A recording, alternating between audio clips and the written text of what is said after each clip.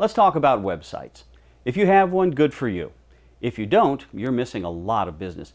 One study shows that over 95% of people go to the internet first when looking for a product or service. 95%. The good news is that you don't have to get everyone on the planet to come to your site.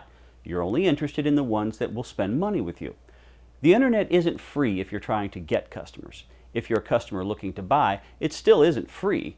Customers spend the most precious thing that they have with you, their time. To invest time with you, they must see a return on that investment.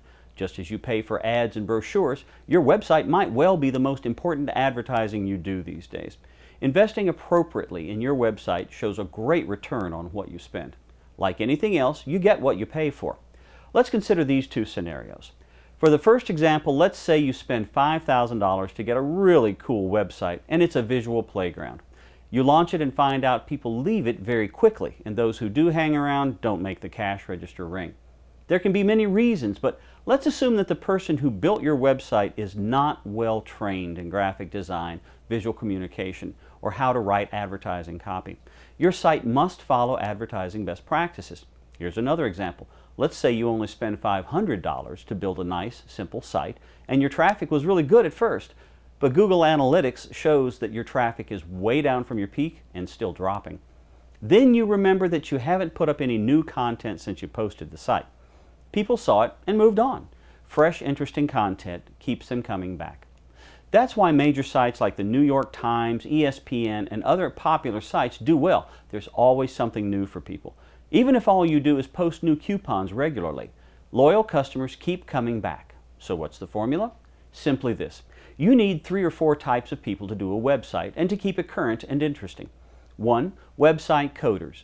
These are the technical folks who build your site and make it work. At their core, websites are computer programs or codes that display their results with text and pictures. 2. Designers.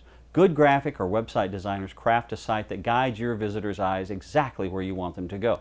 The trouble is that designers often aren't good coders and vice versa. A designer is trained to create compelling visual communication. It's an important skill that isn't inherent to the technical side of building a website. In my experience, it's usually best when a designer and a coder work together. 3. An expert in search engine optimization, or SEO.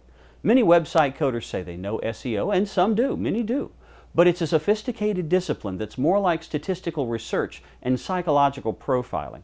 There's a serious craft to doing it well, and it takes a lot of study to be really good. 4. Content providers. You still need folks to write persuasive text and figure out what people want. Your site is like a magazine. You want folks to read what's there, look at the pictures, and come back often.